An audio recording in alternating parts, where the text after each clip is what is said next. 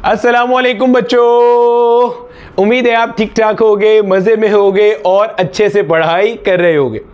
Class 11 physics की detail lecture series चल रही है और जो चैप्टर हम पढ़ रहे हैं that is circular and rotational motion. आज हमारा है लेक्चर नंबर 2। इससे प्रीवियस लेक्चर में यानी कि लेक्चर नंबर 1 में हमने हमारा एंगुलर डिस्प्लेसमेंट का टॉपिक बहुत डिटेल से देखा था और उससे रिलेटेड पास पेपर में जितनी तरह के क्वेश्चंस पॉसिबल हैं वो सब डिस्कस किए थे। आज के लेक्चर में हमने हमारा एंगुलर वेलोसिटी का कॉन्सेप्ट पढ़ना है और एंगुलर एक्सेलरेशन का कॉन्सेप्ट देखना है। एंगुलर वेलोसिटी क्या होती है, क्या पैरामीटर्स पर डिपेंड करती है, सिमिलरली एंगुलर एक्सेलरेशन क्या है, डायरेक्शन कैसे निकलता है, क्या राइट हैंड रूल इस्तेमाल होता है या कोई और भी पैरामीटर्स होते हैं, तो ये सब हम देखेंगे। हेडिंग लगा लो अपने पास, कॉन्सेप्ट ऑफ एंगुलर वेलोसिटी। मेरा नाम बिलाल ज़िया है और ये मेरा और आपका एक छोटा सा प्यारा सा प्लेटफॉर्म है जहां पर हम 11 और 12 की फिजिक्स पढ़ रहे हैं। सही है, कोशिश करेंगे एक गो में लेक्चर देखें। अगल बगल में जो मस्ती कर रहे हैं, छोटे भाई को पीट रहे हैं, कोई भी और काम कर रहे हैं, मोबाइल पे लगे हुए हैं मैसेजिंग के लिए, व्हाट्सएप पे, स्नैपचैट पे, फेसबुक पे, उसकी बात कर रहे हैं। सर हम तो यूट्यूब भी मोबाइल पे देखते हैं। हाँ वो देख सकते हो, कोई टेंशन नहीं है, ठीक है। कोई भी फालतू का काम कर रहे हैं वो हम लेक्चर के बात करेंगे। अगर आप किसी वजह से नोट्स नहीं बना सकते इसके, तो मैंने इस लेक्चर के नोट्स बनाकर गूगल ड्राइव पे अपलोड कर दिए हैं, उसका लिंक डिस्क्रिप्शन में मौजूद है, आप वहां से डाउनलोड कर सकते हो। ठीक है भैया, चलो स्टार्ट करते हैं। अच्छा भाई, हमने जो हमारा पिछला लेक्चर था एंगुलर डिस्प्लेसमेंट का, उसके अंदर जो बात डिस्कस की थी वहीं से आगाज़ करते हैं। सर वो तो हमने देखा ही नहीं है, कोई मसला नहीं है, फिर भी समझ में आ जाएगा ये लेक्चर। देखो बच्चे, हमने क्या बात की थी कि अगर मान लेते हैं कोई बॉडी इस तरह से दायरे में मूव कर रही है, सर्कल में मूव कर रही है, ये लेट से मेरा बेटा हमारे पास सर्कल का सेंटर है और बॉडी ऐसे दायरे में घूम रही है, सर्कुलर मोशन परफॉर्म कर रही है। मान लेते हैं कि बॉडी आपके पास स्टार्ट में इस पॉइंट के ऊपर थी, दिस इज पॉइंट ए, और जब बॉडी यहाँ पे थी उस वक्त का टाइम आपने कह दिया t1। अब बॉडी यहाँ से मूव करना शुरू हुई ऐसे एंटी क्लॉकवाइज मैनर में। सर हमेशा एंटी क्लॉकवाइज क्यों लेते हैं? क्योंकि मेरा बेटा एंटी क्लॉकवाइज डिस्प्लेसमेंट एंगुलर वाली पॉजिटिव मानी जाती है स्टैंडर्ड में। आपके पास जो बॉडी है वो मेरा बेटा यहाँ कहीं पे पहुँच गई, इसको मैंने नाम दे दिया पॉइंट बी का, ठीक है। और अभी आपने टाइम देखा, तो अब जो टाइम हो रहा है उसे आपने कह दिया टाइम t2। मैं फिर रिपीट कर रहा हूँ, बॉडी पहले कहाँ पे थी? ए पॉइंट पे, ऐसे एंटी क्लॉकवाइज मैनर में मूव करती हुई कहाँ पे आ गई? पॉइंट बी पे। इस अमल के दौरान, इस हरकत में हमें नज़र आ रहा है कि बॉडी ने सेंटर पे कुछ एंगल सबटेंड किया है जिसे मैंने क्या कह दिया? थीटा। तो हमने ये बात देखा कि मेरा बेटा ये जो थीटा है ये हमारे पास कहलाता है एंगुलर डिस्प्लेसमेंट। क्या कहलाता है? Angular displacement. तो एंगुलर डिस्प्लेसमेंट क्या है? वो एंगल जो सर्कल में रोटेट करती हुई बॉडी सेंटर पे सबटेंड करती है जब वो ऐसे आर्क के अलोंग डिस्टेंस कवर कर रही होती है। इसका ऐसा यूनिट क्या होता है? रेडियन होता है। अब हमें ये बात पता है कि ए पॉइंट से बी पॉइंट तक जाने में बॉडी को यकीनन कुछ टाइम लगा होगा। भाई यहाँ पे टाइम t1 था, यहाँ पे टाइम t2 है, तो t2 t1 के बराबर तो नहीं है, कुछ टाइम लगा होगा कहाँ से कहाँ तक जाने में? ए से बी तक जाने में। तो मेरा बेटा बॉडी ने जितना एंगल सबटेंड किया, जिसको आप कह रहे हो एंगुलर डिस्प्लेसमेंट, उसको अगर मैं डिवाइड कर दूं कि उसे कितना टाइम लगा, ये चीज़ कहलाती है मेरा बेटा एंगुलर वेलोसिटी।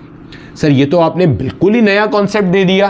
कोई नया कॉन्सेप्ट नहीं है, काइनेमैटिक्स में आप ये बात ऑलरेडी पढ़ चुके हो। रिवाइज कराते हैं आपको। हमने काइनेमैटिक्स के अंदर हमारी लीनियर वेलोसिटी का कॉन्सेप्ट पढ़ा था, ज़रा जल्दी से रिवाइज कर लेते हैं लीनियर वेलोसिटी क्या है। देखो मिसाल के तौर पे मैं कहता हूँ कोई बॉडी मूव कर रही है with a velocity of 4 meter per second. पढ़ा था ना ऐसा कि बॉडी मूव कर रही है और बॉडी की रफ्तार कितनी है? 4 मीटर पर सेकेंड। इससे समझ में क्या आता है? इससे समझ में यह आता है कि हर सेकंड में बॉडी कितना डिस्प्लेसमेंट कवर कर रही है? 4 मीटर। तो वेलोसिटी होती क्या है? वेलोसिटी है कितना फासला या कितनी डिस्प्लेसमेंट बॉडी कवर करती है यूनिट टाइम में।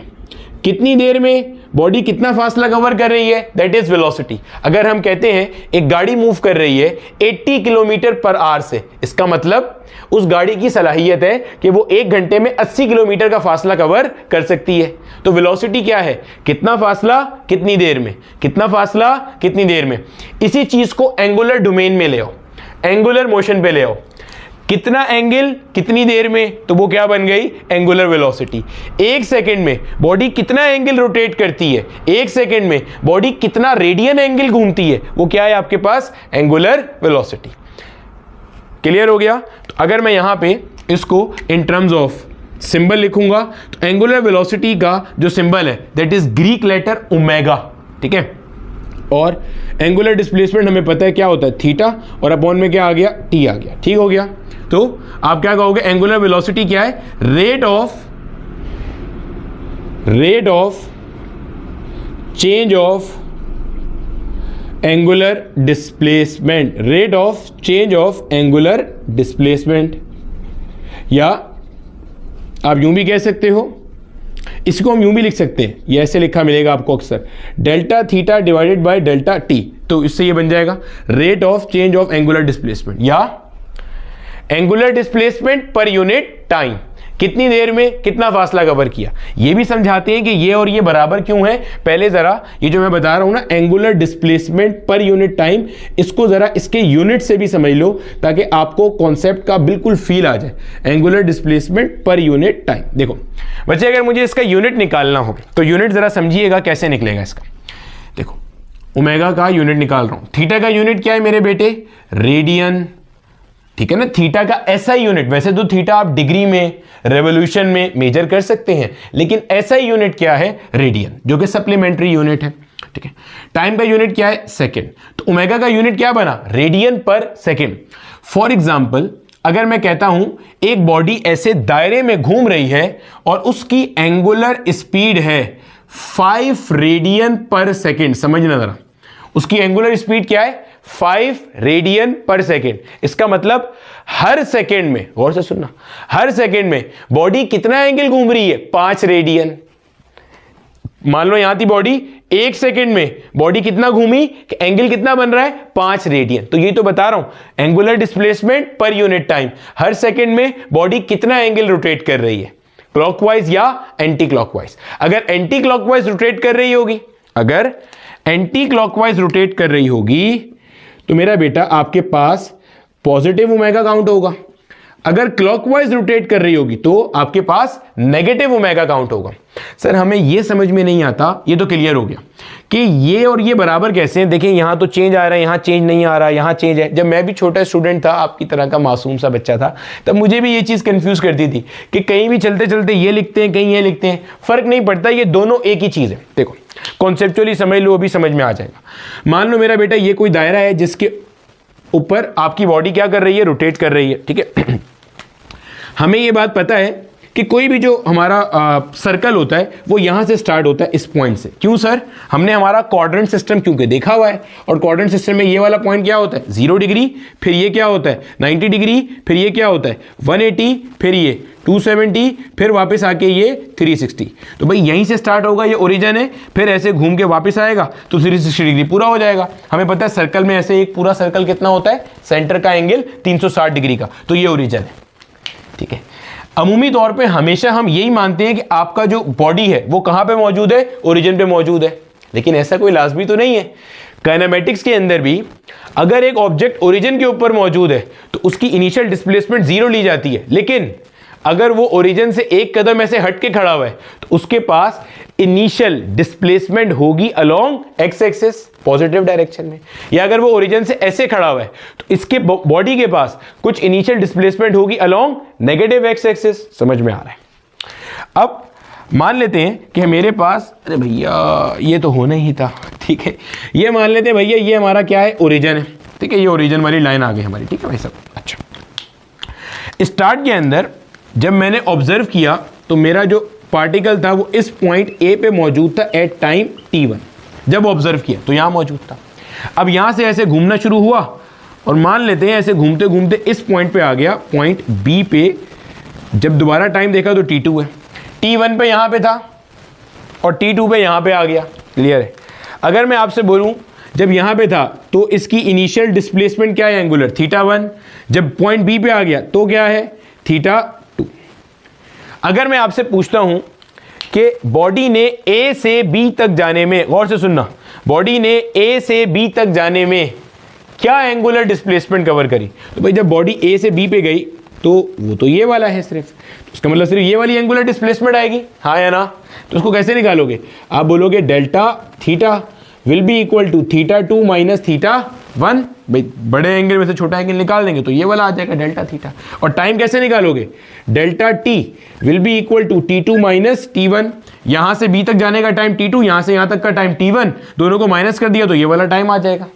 तो अब अगर मुझे बॉडी की एंगुलर वेलोसिटी ओमेगा निकालनी है तो कैसे निकालूंगा? Delta theta upon delta T. क्यों? एंगुलर वेलोसिटी क्या होती है? Angular displacement per unit time, कितना एंगल कितनी देर में रोटेट किया। तो यहां से यहां तक एंगल कितना रोटेट हुआ? Delta theta. यहां से यहां तक का टाइम कितना लगा? Delta T. तो delta theta upon delta T हो गया। समझ आ गई बात की? क्लियर है? तो सर अभी भी ये समझ में नहीं आया कि ये इसके बराबर कैसे, मान लेते अभी देख समझ में आएगा। ये वाले पे आ जाओ जरा। ये समझ में आ गया कि हमारे पास जो एंगुलर वेलोसिटी है वो किसके बराबर है? Delta theta divided by delta T के बराबर। अच्छा, अब मान लो ये वाला केस है, इसके अंदर आपके पास बॉडी स्टार्ट में कहां मौजूद है? ए पॉइंट पे मौजूद है और ए मेरा ओरिजिन का पॉइंट है। मान लेते हैं कि इस वक्त जो T1 है वो कितना है? 0 है। Time T1 equal 0। स्टार्ट में ओरिजिन पे मौजूद है बॉडी, आगे गई नहीं है अभी, टाइम मैंने यहीं से नोट करना शुरू किया। अभी बॉडी का θ1 भी क्या होगा? 0 होगा। तो यहाँ आके पुट कर लो, तो ये हो जाएगा θ2 minus 0 divided by T2 minus 0। क्या बन गया? θ2 डिवाइडेड बाय T2। इसी को तो कह रहे थे थीटा डिवाइडेड बाय टी। यहां से यहां तक जाने में जो एंगल सबटेंड किया वो कितना है? थीटा। और यहां से यहां तक जाने में जो टाइम लगा उस टाइम को आपने क्या कह दिया? T second. हो गई एक ही बात। ठीक है, पॉइंट समझ आ रहा है? ये एक जनरल एक्सप्रेशन है, ये वाली, ये जनरल एक्सप्रेशन है। वो एक स्टैंडर्ड एक्सप्रेशन है ये वाली। किस केस में इस्तेमाल होगी? जब आपके पास बॉडी ओरिजिन से स्टार्ट हुई है चलना। अगर ओरिजिन से नहीं हुई तो आप यहां से निकाल सकते हो delta theta upon delta T से। ठीक है, जल्दी से अगर मैं समराइज कर दूं जो अब तक हमने पढ़ा है, बॉडी ने कितना एंगल कितनी देर में रोटेट किया, कितना एंगल कितने टाइम में रोटेट हुआ, उसे हम कहेंगे एंगुलर वेलोसिटी। वेक्टर क्वांटिटी है। ठीक है, कॉपी कर लीजिए, जल्दी से आगे चलते हैं। साथ साथ हमने इसका यूनिट भी देख लिया। हमें समझ में आ गया कि जनाबे वाला हमारे एंगुलर वेलोसिटी का जो यूनिट होता है that is radian per second. ठीक है भाई साहब, समझ आता है। अब चूंकि ये वेक्टर क्वांटिटी है तो वेक्टर के पास तो मैग्नीट्यूड भी होता है और डायरेक्शन भी होता है। मैग्नीट्यूड तो अभी आपने सीख लिया। ठीक है, मैग्नीट्यूड तो अभी आपने सीख लिया। हमें यहां से पता चल गया कि हमारे पास जो एंगुलर वेलोसिटी है, फॉर्मूला क्या है? Rate of change of angular displacement. कितना एंगल कितनी देर में कवर हो रहा है, that is angular velocity. Unit पता चल गई क्या है? Radian per second. कितने सेकेंड में कितना रेडियन एंगल रोटेट किया। एंटी क्लॉकवाइज होगा तो पॉजिटिव, क्लॉकवाइज होगा तो नेगेटिव। वेक्टर क्वांटिटी है, वेक्टर क्वांटिटी के पास मैग्नीट्यूड तो होता है, डायरेक्शन होता है। मैग्नीट्यूड आप यहां से निकाल लोगे। ओमेगा का डायरेक्शन निकालने के लिए मेरे बच्चे हम अगेन राइट हैंड रूल इस्तेमाल करते हैं। क्या यूज करते हैं भाई साहब? Right hand rule. Sir right hand rule कैसे इस्तेमाल करते हैं अभी बताते हैं। देखो, मान लेते हैं कि ये हमारे पास सर्कल है जिसके अंदर हमारी बॉडी क्या कर रही है? रोटेट कर रही है। ठीक है, ये आ गया, ये सर्कल का सेंटर है मान लो। राइट हैंड रूल क्या है? आपने अपनी फिंगर्स को, ये जो फिंगर्स है सीधे हाथ की फिंगर्स, इनको कर्ल करना है along the sense of rotation, along the direction of rotation.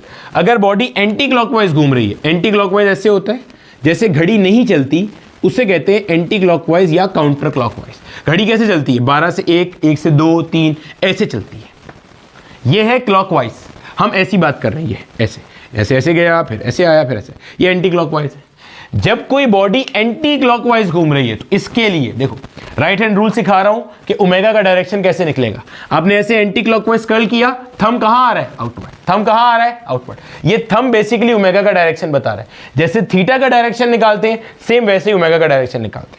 ये कर्ल किया, थंब कहां आ रहा है? आउटवर्ड। यानी कि इस केस में ओमेगा कहां आ रहा है? आउटवर्ड आ रहा है। आउटवर्ड के लिए अमूमी तौर पे हम डॉट इस्तेमाल करते हैं, जहन में रखिएगा। ओमेगा कहां है? आउटवर्ड।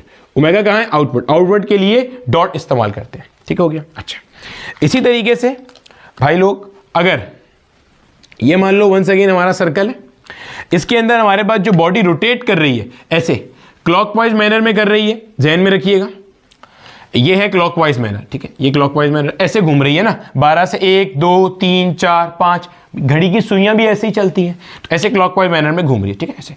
अब अपने राइट हैंड की फिंगर्स को कर्ल कर दो along the direction of rotation, thumb कहां जा रहा है, इनवर्ड।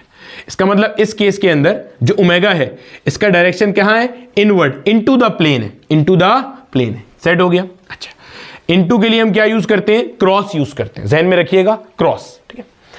हमने एक कॉन्सेप्ट पढ़ा था एक्सिस ऑफ रोटेशन का, मैं वो भी रिवाइज करता हूं। देखो भैया, ये अगर मान लेते हैं अगर कोई बॉडी ऐसे दायरे में घूम रही है तो वो किसी पॉइंट के आगे पीछे घूमती है, किसी पॉइंट के अबाउट घूमती है, ये कहलाता है पॉइंट ऑफ रोटेशन। भाई अगर ये बॉडी रोटेट कर रही है तो इस पॉइंट के अबाउट घूम रही है, ये क्या कहला रहा है, पॉइंट ऑफ रोटेशन। और ये जो व्हाइट बोर्ड है ये है इसका प्लेन ऑफ रोटेशन, जिस प्लेन में मोशन होता है, जिस प्लेन में रोटेशन होती है उसे हम कहते हैं प्लेन ऑफ रोटेशन, सही है। ये पॉइंट ऑफ रोटेशन, ये व्हाइट बोर्ड हो गया मेरा plane of rotation. Axis of rotation क्या है, एक लाइन जो कहां से पास करेगी, पॉइंट ऑफ रोटेशन से, और परपेंडिकुलर होगी किसके साथ, प्लेन ऑफ रोटेशन के साथ। तो मान लेते हैं ऐसे एक इमेजिनरी लाइन है, ऐसे एक रॉड है जो इस पॉइंट से पास करती हुई जा रही है, ठीक हो गया। अच्छा, अब आप नोट करो, जब आपने ओमेगा का डायरेक्शन निकाला इस केस में तो आउटवर्ड आ रहा है, तो क्या ये along the axis of rotation है, along the axis of rotation, बिल्कुल है। यहां चेक करो, एक रॉड है जो ऐसे पास करती हुई जा रही है, मतलब रॉड ऐसे ऐसे मान लो, ऐसे ये व्हाइट बोर्ड है, रॉड इसमें से ऐसे आर पार हो गई है, ठीक है।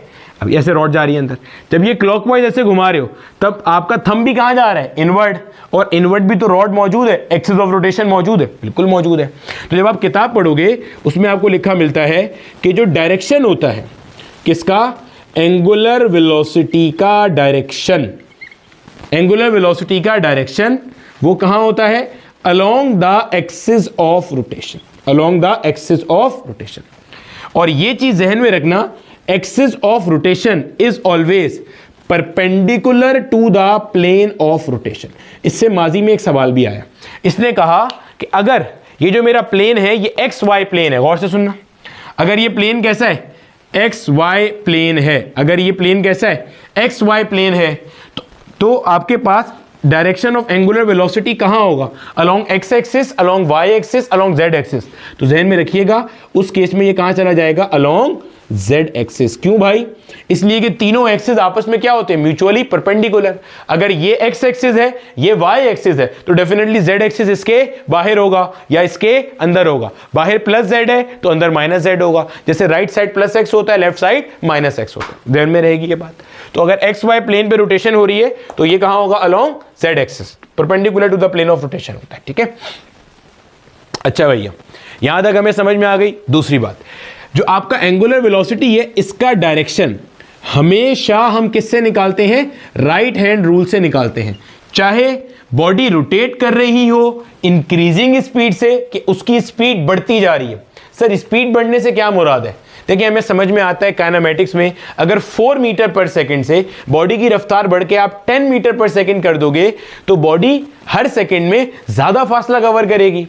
यहां पे क्या मुराद है, अगर ओमेगा बढ़ रहा है तो इसका कॉन्सेप्ट क्या है, ओमेगा के बढ़ने का मतलब है स्पीड ऑफ रोटेशन बढ़ रही है। देखो समझो समझो समझो समझो, ओमेगा मान लेते हैं पहले एक बॉडी रोटेट कर रही थी, उसकी स्पीड थी 4 रेडियन पर सेकेंड, अब बढ़ करके उसकी स्पीड हो गई 10 रेडियन पर सेकेंड। हम कहेंगे पहले 1 सेकेंड में बॉडी कम एंगल रोटेट हो रही थी, अब 1 सेकंड में बॉडी ज्यादा चक्कर काट रही है, ज्यादा रोटेट हो रही है। एक जितने कम टाइम में बॉडी जितना ज्यादा रोटेट होगी, इसका मतलब उसकी स्पीड ऑफ रोटेशन उतनी ज्यादा है। मिसाल से समझते हैं, अगर आप अपने घर में फैन स्विच ऑन करो तो वो उसके ब्लेड्स घूमते हैं, आहिस्ता आहिस्ता तेज होते हैं, स्पीड ऑफ रोटेशन बढ़ती है। तो हर सेकेंड में जो ब्लेड चक्कर काटते हैं, रोटेशन करते हैं, एंगल कवर करते हैं, वो क्या होता है, बढ़ता जाता है। सिमिलरली अगर एक फैन चल रहा है यूनिफॉर्म स्पीड पे, आप स्विच ऑफ कर दो तो आहिस्ता आहिस्ता उसकी स्पीड कम होती है, स्पीड ऑफ रोटेशन डिक्रीज होती है। हर सेकंड में जो रोटेट कर रहा है, हर सेकंड में जो वो एंगल कवर कर रहा है, वक्त के साथ साथ क्या होता है, कम होता जाता है और बिल्कुल आखिर में मरे मरे मरे मरे अंदाज में चल रहा होता है। ठीक है, तो ये मतलब होता है इसका। तो मैं क्या बता रहा था, चाहे बॉडी एक बढ़ती हुई ओमेगा से मूव कर रहा हो, चाहे बॉडी डिक्रीजिंग ओमेगा से मूव कर रहा हो या कांस्टेंट ओमेगा से मूव कर रहा हो, अगर क्लॉकवाइज है तो ओमेगा इनवर्ड होगा, अगर एंटी क्लॉकवाइज है तो ओमेगा आउटवर्ड होगा। ओमेगा की डायरेक्शन का इससे कोई ताल्लुक नहीं है कि ओमेगा बढ़ रहा है या कम हो रहा है या कांस्टेंट है। डायरेक्शन ऑफ ओमेगा का ताल्लुक सिर्फ इस बात से है कि ये क्लॉकवाइज मैनर में मूव कर रहा है या एंटी क्लॉकवाइज मैनर में मूव कर रहा है, इसलिए हमेशा कहां से निकलता है, राइट हैंड रूल से। इस जुमले को लिख के इसके इर्द गिर्द एक डब्बा बना लेना, क्योंकि आगे चल के एंगुलर एक्सेलरेशन में आप फंस जाओगे और किताब में दो जगह दो गलत बातें लिखी हुई हैं। ठीक है भैया, चलो आगे देख लेते हैं जल्दी से। ये हमारे पास हो गया कि ये हमारे पास वेक्टर क्वांटिटी है, डायरेक्शन मैंने बता दिया। अच्छा, ओमेगा का एसआई यूनिट हमारे पास क्या होता है, रेडियन पर सेकेंड। ठीक है, अच्छा अब अगर मैं इसकी यहां से डायमेंशन निकालूं, क्या निकालूं भाई, डायमेंशन निकालूं, डायमेंशन भी निकाल लेते हैं यार। Theta divided by T, theta क्या है, एंगल है, इसकी तो कोई डायमेंशन नहीं होती है, पढ़ चुके हम ये बात। क्यों, क्योंकि ये एक सप्लीमेंट्री यूनिट है, डायमेंशन लेस क्वांटिटी है। सर अभी भी समझ में नहीं आया, कोई मसला नहीं है, हमने ये क्वेश्चन पढ़ी थी S इक्वल्स आर थीटा। अगर मैं यहां से थीटा का वैल्यू निकालूंगा it will be S divided by R. Theta dimension less क्यों है, क्योंकि ये रेशियो है between two similar quantities. S arc length meter में नापे, आर रेडियस मीटर में नापेंगे, तो सिमिलर क्वांटिटीज है, डायमेंशन लेस है, तो इसकी तो डायमेंशन होती नहीं है। टाइम की डायमेंशन टी हो गई, तो ओमेगा की डायमेंशन क्या बनती है, टी इनवर्स, या इसको आप यूं भी लिख सकते हो m power 0 l power 0 t power -1। ये किसकी डायमेंशन है भाई, ओमेगा की डायमेंशन है। ठीक है, अब सेम यही डायमेंशन फ्रीक्वेंसी की भी होती है, यही वजह है कि ओमेगा को हम कहते हैं एंगुलर फ्रीक्वेंसी। एंगुलर फ्रीक्वेंसी आगे जब ऑल्टरनेटिंग करंट पढ़ेंगे, ऑसिलेशन सिंपल हार्मोनिक मोशन पढ़ेंगे, वहां पे ओमेगा को बार बार एंगुलर फ्रीक्वेंसी कहा जाएगा, तो जहन में रखिएगा। ठीक है, एंगुलर वेलोसिटी और एंगुलर स्पीड तो है ही है, साथ में क्या कहलाती है, एंगुलर फ्रीक्वेंसी भी कहलाती है। अच्छा, अब फ्रीक्वेंसी को डिफाइन कैसे करेंगे, फ्रीक्वेंसी क्या होती है, देखो भैया फ्रीक्वेंसी है number of cycle in 1 second. Sir आसान भाषा में बताएं, नहीं समझ आया, ये तो हमने पहले भी पढ़ा हुआ है कई दफा।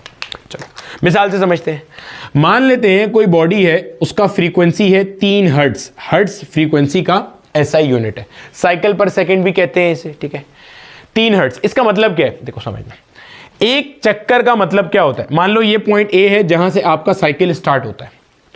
एक साइकिल का मतलब क्या है, बॉडी ऐसे घूमता हुआ गया सर्कल के अलोंग और वापस यहां आ गया, ये एक चक्कर है, एक साइकिल, एक रेवोल्यूशन, ऐसे गया वापस आ गया, एक साइकिल, फिर आया 2 साइकिल, फिर आया 3 साइकिल, ये मतलब है 3 हर्ट्ज का। अगर कहीं लिखा हुआ है ना फ्रीक्वेंसी 3 हर्ट्ज है, इसका मतलब 1 सेकेंड में बॉडी 3 चक्कर मार रही है, 1 सेकेंड में 3, समझ आ गई। ठीक है, हमारे घर में जो ऑल्टरनेटिंग करंट आता है, गौर से सुनना, हमारे घर में जो ऑल्टरनेटिंग करंट आता है उसकी फ्रीक्वेंसी है 50 हर्ट्ज, मतलब जो इलेक्ट्रॉन है वो 1 सेकेंड में 50 साइकिल मुकम्मल करते हैं, 1 सेकेंड में 50 साइकिल मुकम्मल करते हैं, 50 हर्ट्ज, समझ आ गई। अच्छा, फ्रीक्वेंसी क्या है, number of cycles in 1 second, 1 second में कितने साइकिल मुकम्मल किया। ठीक है, यहीं पे एक टर्म, अच्छा इसको हम रिप्रेजेंट करते हैं स्मॉल f से, एक टर्म और डिफाइन करते हैं, that is time period.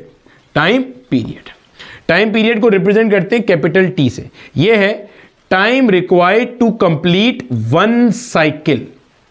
Time required to complete 1 cycle. मिसाल से समझते हैं, हमें यह बात पता है कि अर्थ 2 तरह से सर्कुलर मोशन करता है। एक तो अर्थ अपने एक्सिस के गिर्द घूमता है जिसको हम रोटेशन कहते हैं, जो 24 घंटे में एक होती है। एक अर्थ सूरज के इर्द गिर्द घूमता है जो 365 डेज में होती है। ज्यादा एक्यूरेट करें तो 365.25 डेज में, क्योंकि एक लीप ईयर भी आता है। ठीक है, समझ में आ गया तो अच्छी बात है, वरना जाने दो। तो टाइम पीरियड क्या है? Time required to complete one cycle. एक चक्कर को मुकम्मल करने में जो टाइम लगेगा उसे क्या कहते हैं? Time period. जैसे अर्थ को सूरज के इर्द गिर्द एक चक्कर मुकम्मल करने में 365 डेज लगते हैं, वो अर्थ का टाइम पीरियड है सूरज के इर्द गिर्द। अपने एक्सिस के इर्द गिर्द, अपने एक्सिस के गिर्द जो गोल घूमता है, डे नाइट होता है, उसमें एक चक्कर मुकम्मल करने में अर्थ को 24 घंटे लगते हैं। समझ आ गया? यानी कि अगर कोई बॉडी ऐसे ए पॉइंट से निकली और वापस घूमती हुई कहां आ गई? ए पॉइंट पे, तो जितना टाइम लगेगा वो कहलाएगा टाइम पीरियड। अगर आप नोट करो तो फ्रीक्वेंसी और टाइम पीरियड एक दूसरे का रेसिप्रोकल है। क्यों? दो चीजें आपके पास, एक चक्कर कितने काटे, चक्कर कितने मारे, साइकिल कितना हुआ और टाइम कितना लगा। दो चीजें हैं ना, एक नंबर ऑफ साइकिल है और एक टाइम है। नंबर ऑफ साइकिल और टाइम। फ्रीक्वेंसी में देखो आपने टाइम फिक्स कर दिया, साइकिल बोल रहे हो जितने भी हो जाए, चेक करो। आपने बोला एक सेकंड में जितने भी साइकिल करोगे वो क्या कहला रहा है? फ्रीक्वेंसी। टाइम पीरियड में बिल्कुल उल्टा काम किया। टाइम पीरियड में आपने चक्कर फिक्स कर दिए, बोला टाइम जितना भी लग जाए, एक चक्कर में जितना भी टाइम लगेगा वो क्या कहलाता है? Time period. फ्रीक्वेंसी में उल्टा है, एक सेकंड में जितने चक्कर होंगे वो क्या है? फ्रीक्वेंसी। तो क्या ये बात समझ में आ रही है कि ये दोनों एक दूसरे का रेसिप्रोकल है? नजर आ रहा है ना भैया? बिल्कुल। एक सेकंड में जितने चक्कर मारे वो क्या है? फ्रीक्वेंसी। यहां क्या है? एक चक्कर में जितना टाइम लगा, एक चक्कर को मुकम्मल करने में जितना टाइम लगेगा वो बेसिकली क्या है आपके पास? Time period. सही है? ये दोनों एक दूसरे का क्या है? रेसिप्रोकल है। इसको हम ऐसे लिख सकते हैं, F equals 1 divided by T. यहां से अगर आप फ्रीक्वेंसी का यूनिट देखोगे तो फ्रीक्वेंसी का यूनिट क्या आ रहा है? 1/t, और टाइम पीरियड क्या होता है? सेकेंड। तो फ्रीक्वेंसी का यूनिट क्या बन जाएगा? Second inverse. यही वजह है, यहां से अगर आप देखो तो सेम यही डायमेंशन आ रही है। फ्रीक्वेंसी की भी डायमेंशन निकालोगे तो वो क्या आएगी? टी इनवर्स आएगी। टाइम की डायमेंशन टी होती है तो फ्रीक्वेंसी की डायमेंशन क्या आएगी? टी इनवर्स आएगी। एंगुलर वेलोसिटी की डायमेंशन भी क्या आ रही है? T inverse. यही वजह है कि ओमेगा जो कि एंगुलर स्पीड या एंगुलर वेलोसिटी है बच्चे, उसे हम क्या कहते हैं? एंगुलर फ्रीक्वेंसी कहते हैं। तो आप नोट्स में क्या लिखोगे? Since the dimension of angular velocity and frequency is same, therefore angular velocity can also be termed as angular frequency। सही हो गया? कॉपी कर लो, आगे चलते हैं। अब देखो मेरा बेटा, अगर कोई बॉडी मान लेते हैं हमारे पास दायरे में मूव कर रही है और वो मूव कर रही है with a variable angular velocity. ऐसा भी तो हो सकता है कि बॉडी दायरे में रोटेट कर रही है और आपके पास, जब आपके पास बॉडी ए पॉइंट पे थी स्टार्ट में, उसकी एंगुलर वेलोसिटी कुछ और थी। मान लो जब वो बी पॉइंट पे आई तो एंगुलर वेलोसिटी कुछ और हो गई, सी पॉइंट पे आई तो कुछ और हो गई। यानी कि बॉडी रोटेट कर रही है with a variable angular speed. तो अगर आपको एक एवरेज एंगुलर स्पीड निकालनी होगी तो एवरेज एंगुलर वेलोसिटी हम कैसे निकालेंगे? Total change in displacement, angular displacement obviously, and total time taken for the change. या इसको आप आसान भाषा में ये भी कह सकते हो, टोटल बॉडी ने कितना एंगुलर डिस्प्लेसमेंट कवर किया और टोटल टाइम कितना लगा। क्लियर है? Net angular displacement covered divided by time. और अगर आपको किसी एक पॉइंट की निकालनी है, किसी एक लम्हे की निकालनी है, किसी एक इंस्टेंट की निकालनी है, आप बोलोगे instantaneous angular velocity will be equal to limit delta T approaches 0, क्या बन जाएगा? Delta theta divided by delta T. समझ आ गई? ये क्या है? एक लम्हे के लिए इसको क्या पढ़ेंगे? Limit delta T approaches 0। Instantaneous एक लम्हे के लिए, मान लो यहां 4 थी, यहां 9 है, कहीं और 1 है, फिर 3 है, फिर 100 है। तो आपने जिस एक लम्हे की निकालनी है आप यहां पे रखोगे। अब आप यहां देखो तो ये वाली एक्सप्रेशन बेसिकली क्या बता रही है कि delta T approaches 0। Delta T approaches 0 का मतलब ये है कि आप एक बहुत छोटे से टाइम फ्रेम की बात कर रहे हो। टाइम विंडो बहुत छोटा है, T1 T2 में गैप बहुत छोटा है कि वो तकरीबन 0 के बराबर है। ना आपको उससे पीछे से कोई मतलब है, ना आपको उसके आगे से कोई मतलब है। सही है भैया? तो ये हो गया हमारे पास। इसी तरह से मेरा बेटा मजीद देखते हैं इसमें से क्या क्या क्वेश्चंस हैं।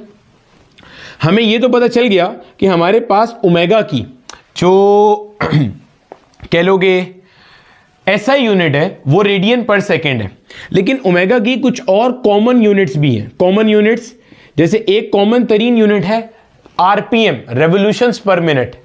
अगर आप कभी अपनी गाड़ी वगैरह को मैकेनिक के पास लेके गए हो कि यार इसका जरा पिकअप देख लो, गाड़ी पिकअप अच्छा नहीं दे रही, तो वो कहता है जनाब आपकी गाड़ी आरपीएम गिरा रही है। या कभी जनरेटर के मैकेनिक को बुलाया है जो जनरेटर सही करता है, वो बोलता है जनाब आपका वोल्टेज सही नहीं आ रहा क्योंकि आरपीएम की सेटिंग आउट है। वो आरपीएम क्या है यार? रोटेशन पर मिनट, ओमेगा की यूनिट है, कॉमन यूनिट है। ऐसा यूनिट नहीं है। कैसी यूनिट है ये? कॉमन यूनिट है। जैसे पावर की एचपी है, हॉर्स पावर, ऐसा ही नहीं है, लेकिन कॉमनली यूज यूनिट है मोटर्स वगैरह के लिए। तो आरपीएम क्या है? रोटेशन पर मिनट। अच्छा भाई, हमें ये बात पता है मेरे बच्चे कि एक रोटेशन में हमारे पास 2 पाई रेडियंस होते हैं, ठीक है। और एक मिनट में, गौर से सुनना, एक मिनट में हमारे पास 60 सेकेंड्स होते हैं। तो अगर मैं आपसे बोलता हूं, गौर से सुनना, एक सिंपल सा क्वेश्चन ही कर लेते हैं। अगर मैं आपसे कहता हूं कि भाई 120 रेवोल्यूशन पर मिनट, गौर से सुनना, किसी बॉडी की एंगुलर स्पीड है 120 रेवोल्यूशन पर मिनट, इसे एसआई यूनिट में कन्वर्ट कर दो। बॉडी की स्पीड क्या है? 120 रेवोल्यूशंस पर मिनट। देखो भाई कैसे करेंगे, 120 मल्टीप्लाई बाय क्या है भाई? रेवोल्यूशन पर मिनट। एक रेवोल्यूशन में कितने रेडियन? 2 pi radian. तो भाई रेवोल्यूशन से देखो हम कर क्या रहे हैं, 120 आरपीएम को कन्वर्ट कर रहे हैं रेडियन पर सेकंड में, ठीक है। यहां रेवोल्यूशन लिखा था, एक रेवोल्यूशन में कितना है? 2 पाई रेडियन। एक रोटेशन एक रेवोल्यूशन में 2 पाई रेडियन है। रेवोल्यूशन से रोटेशन में जाने के लिए क्या करेंगे? 2 पाई से मल्टीप्लाई कर देंगे। पर मिनट अपॉन में क्या लिखा हुआ है? 1 लिखा हुआ है। 1 क्यों लिखा है? देखो भाई 120 रेवोल्यूशंस पर मिनट, तो 120 रेवोल्यूशन पर मिनट। 120 रेवोल्यूशन को रेडियन में कन्वर्ट करना है, तो मैंने 120 को 2 पाई से मल्टीप्लाई कर दिया। अपॉन में 1 लिखा है, ये 1 मिनट है बेसिकली, तो 1 को किससे मल्टीप्लाई कर दिया? 60 से। क्यों भाई? क्योंकि एक मिनट में 60 सेकेंड होते हैं। तो आपने सीखा क्या? ये 2 से ये चला गया, क्या हुआ? 30 हो गया। कई दफा इसको लोग ऐसे भी पढ़ाते हैं कि आरपीएम से रेडियन पर सेकंड में जाने के लिए आप मल्टीप्लाई कर दें पाई बाय 30 से। तो क्या ये वाला सो कॉल्ड शॉर्टकट भी समझ आ गया? भाई शॉर्टकट वॉर्टकट कुछ नहीं होता, सब कॉन्सेप्ट होते हैं। समझ आ गया? 120 रेवोल्यूशन पर मिनट, तो 120 मल्टीप्लाई बाय 2 पाई अपॉन में 1 मिनट मल्टीप्लाई बाय 60। सॉल्व कर दिया भाई। अब जो मर रहा है उसे मार दीजिए, 0 से 0 चला गया, 3 1 और 3 4। तो क्या बना भाई साहब? ये बन गया हमारे पास 4 पाई रेडियन पर सेकेंड, ठीक है भाई। ये आ गई हमारे पास हमारी unit, 4 pi radian per second, ठीक है।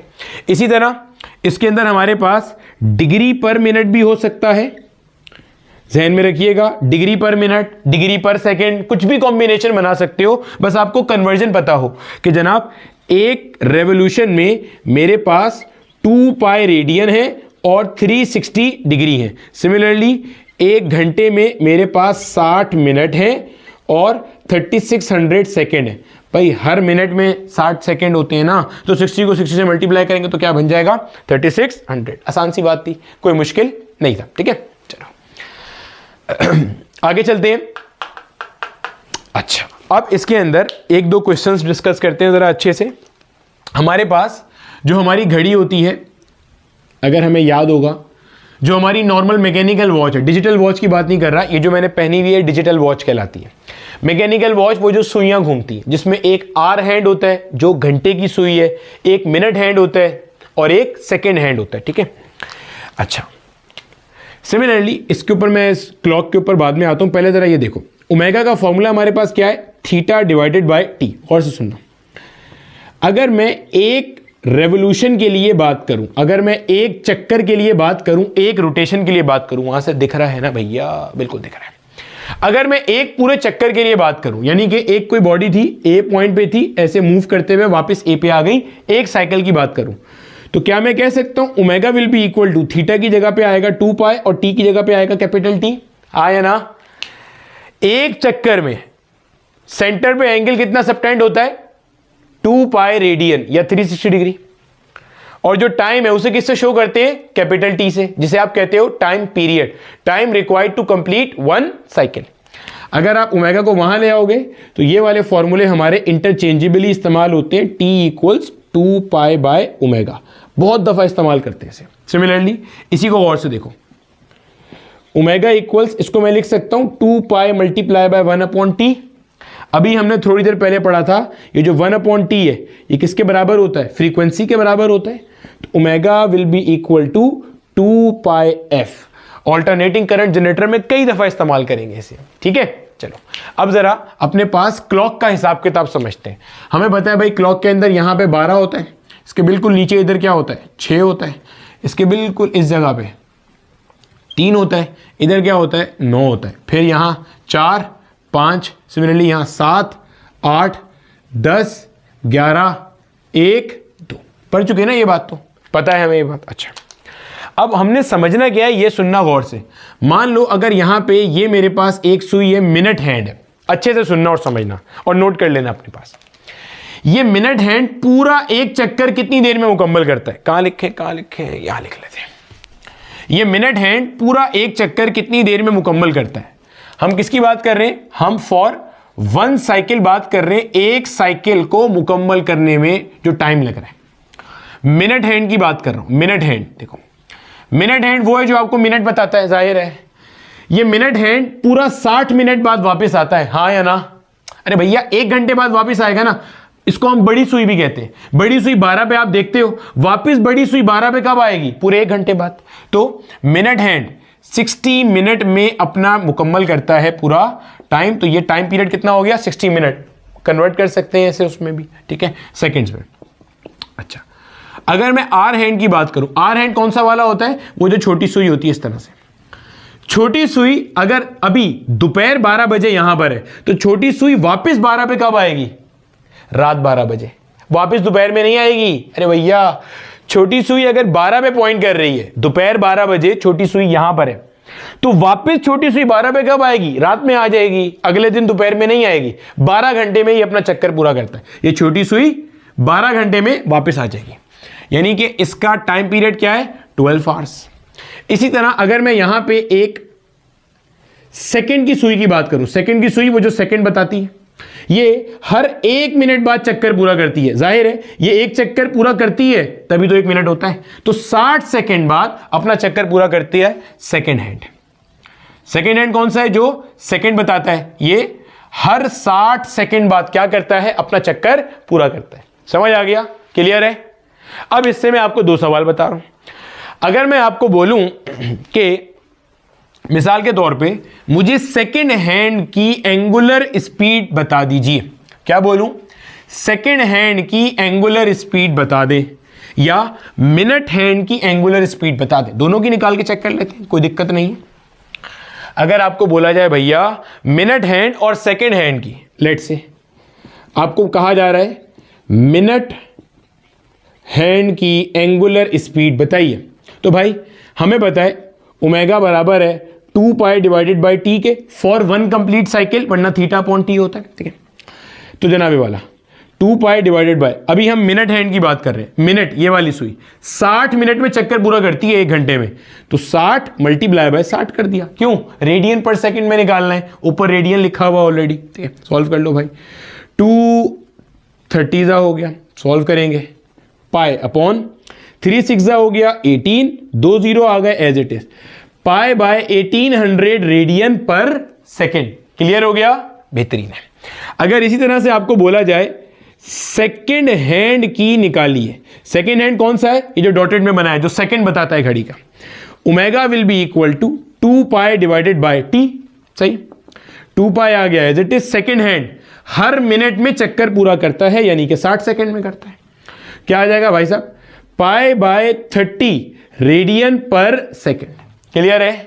अब इसमें से आर हैंड वाला आपने निकालना है, जल्दी से कॉपी कर लो, आगे चलते हैं और इसके अंदर जो माजी में एक क्वेश्चन आया हुआ है वो आपको सॉल्व करवा देता हूं। चलो मेरा बेटा देखो, आपके सामने मैंने 2 पास्ट ईयर के क्वेश्चन मेंशन किए हैं अभी तक के कॉन्सेप्ट से रिलेटेड, जल्दी से देख लेते हैं ताकि आगे चल सके। पहला है find the angular velocity of earth about its own axis. ये क्यों मेंशन किया उसने, क्योंकि मैंने आपको बताया है अर्थ की 2 तरह की सर्कुलर मोशन है, एक अपने एक्सिस के गिर्द और एक सन के गिर्द। सन वाला चक्कर साल में पूरा होता है, अपने एक्सिस वाला 24 घंटे में होता है, ठीक है। वीडियो को पॉज करो, ये 2 सवालों को अटेम्प्ट करो, ठीक है, आराम से आंसर आएगा आपका। चलो मैं बता देता हूं वरना। Find the angular velocity of earth about its own axis. Angular velocity निकालनी है। ओमेगा का फॉर्मूला क्या है? Theta divided by T. अगर एक कंप्लीट साइकिल की बात करेंगे तो थीटा की जगह 2 पाई आएगा, टी की जगह पे कैपिटल टी आ जाएगा। सही हो गया। अच्छा, हमें बोल रहा है अपने एक्सिस के गिर्द, तो अपने एक्सिस के गिर्द हमें पता है कितनी देर में पूरा होता है, ये 24 घंटे में पूरा होता है, 24 घंटे में। और हमें तो जाहिर है रेडियन पर सेकंड में चाहिए, तो इसको कन्वर्ट कर लेंगे 24 आवर्स। हर घंटे में 60 मिनट होते हैं, हर मिनट में 60 सेकंड होते हैं। तो भाई साहब कन्वर्ट हो गया, ऊपर क्या आ गया? रेडियन, नीचे क्या आ गया? सेकंड। अब हमें सिर्फ क्या करना है मेरा बेटा? सिंप्लीफाई करना है। ऊपर मल्टीप्लाई कर दोगे आप तो ये क्या बन जाएगा? 6.28 बन जाएगा, अपॉन में 24 मल्टीप्लाई बाय 3600, 36 इंटू 10 की पावर 2 बन जाएगा ये मेरा बेटा। इसको आप सॉल्व करोगे तो आपका ये जो आंसर आएगा ये कुछ 7.3 into 10 to the power -5 radian per second करके आ रहा होगा। सर इसको हम विदाउट यूजिंग कैलकुलेटर कैसे सॉल्व करेंगे? तो मेरा बच्चा आपके पास, अगर आप बोर्ड लेवल के हो तो कैलकुलेटर अलाउ है, अगर आप बोर्ड लेवल के नहीं हो तो आपको प्लेलिस्ट में बेसिक मैथ्स 01 और 02 मिल जाएगी एप्टीट्यूड के लिए, ई कैट एमडी कैट के लिए। उसमें आपको ये सब चीज मैंने ऑलरेडी सिखाई हुई है। ठीक है भाई, ये आंसर आ गया इसका। आगे देखो, कहता है ratio of angular speeds of minute hand and hour hand.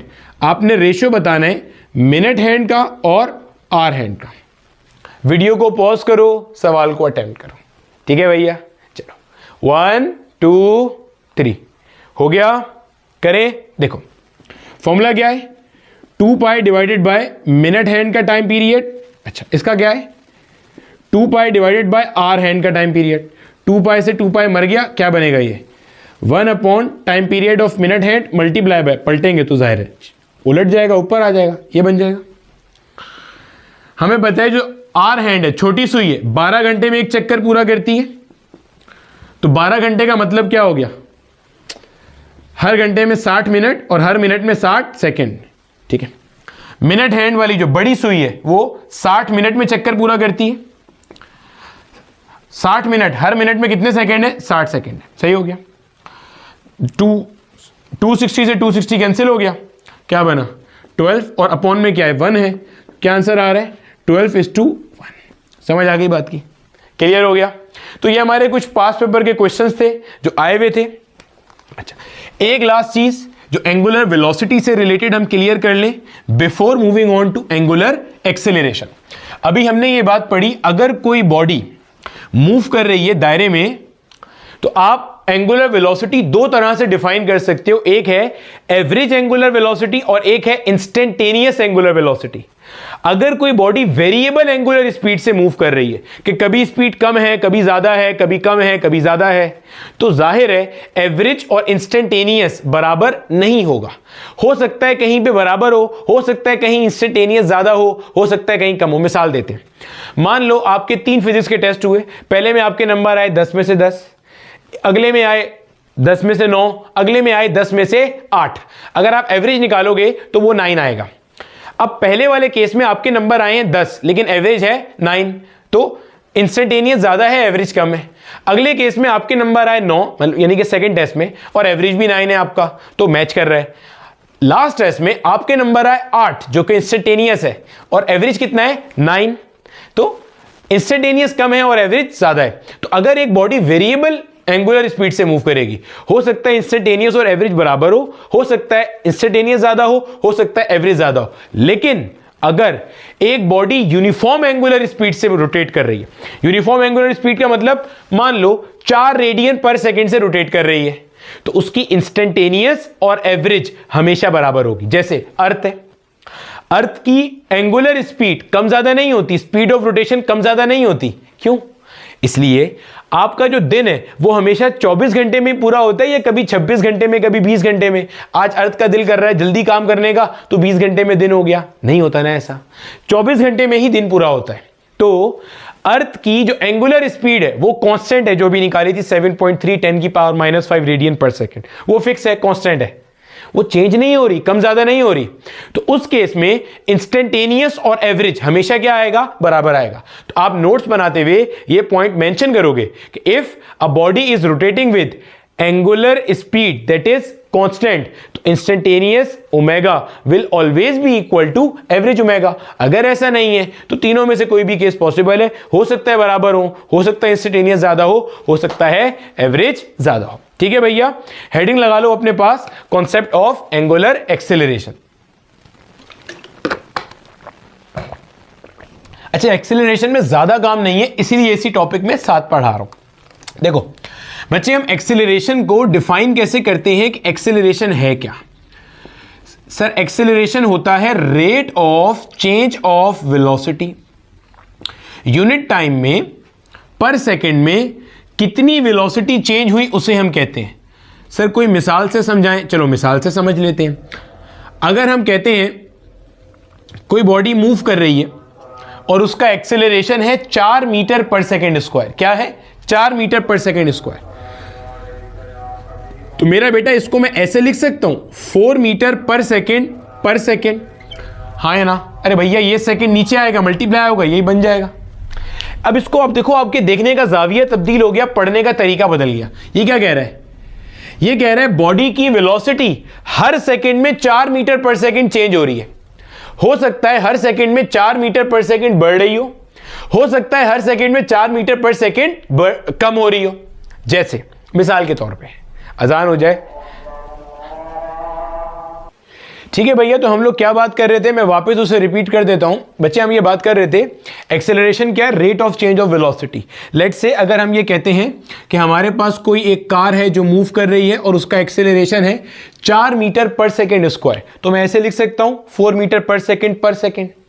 Her second में बॉडी की वेलोसिटी में चेंज कितना आ रहा है, 4 मीटर पर सेकेंड। एक और मिसाल से समझते हैं, जितना यहां पे मिसाल से कॉन्सेप्ट क्लियर करोगे आगे एंगुलर एक्सेलरेशन उतना इजीली समझ में आएगा। हम कहते हैं जब कोई बॉडी फ्री फॉल कर रही है उसका एक्सेलरेशन कितना है, 9.8 मीटर पर सेकेंड स्क्वायर, यानी इसको ऐसे लिख सकते हैं 9.8 मीटर पर सेकेंड, यानी कि मेरा बेटा हर सेकेंड में बॉडी की वेलोसिटी में चेंज कितना आ रहा है, 9.8 मीटर पर सेकेंड।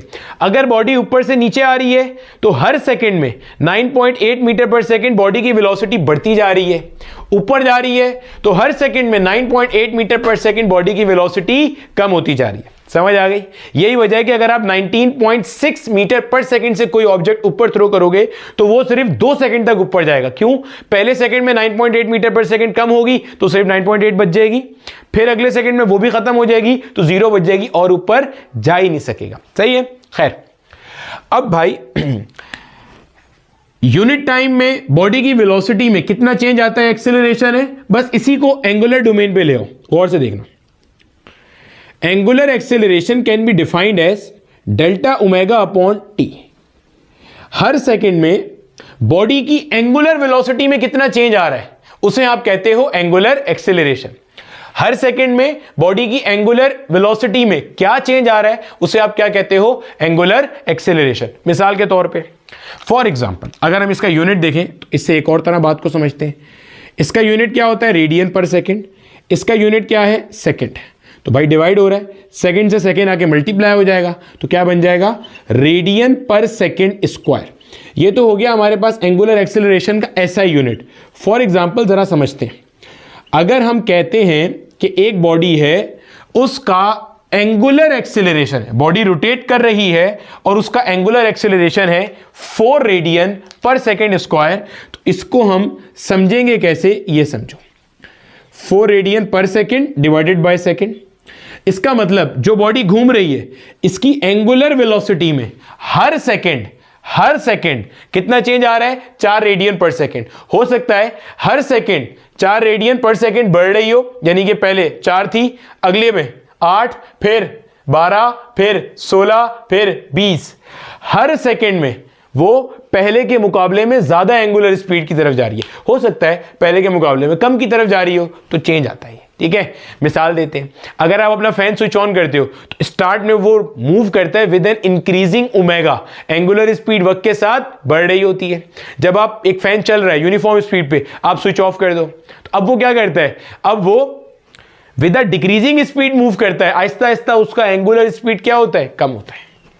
ठीक है, तो आपने क्या सीखा, rate of change of angular velocity, या हर सेकेंड में बॉडी की एंगुलर वेलोसिटी में क्या चेंज आ रहा है, दैट इज एंगुलर एक्सेलरेशन। इसको यूं भी कह सकते हैं, एंगुलर वेलोसिटी के बदलने की रफ्तार को क्या कहते हैं, एंगुलर एक्सेलरेशन। समझ आ गई? अच्छा, एक चीज ध्यान में रखना,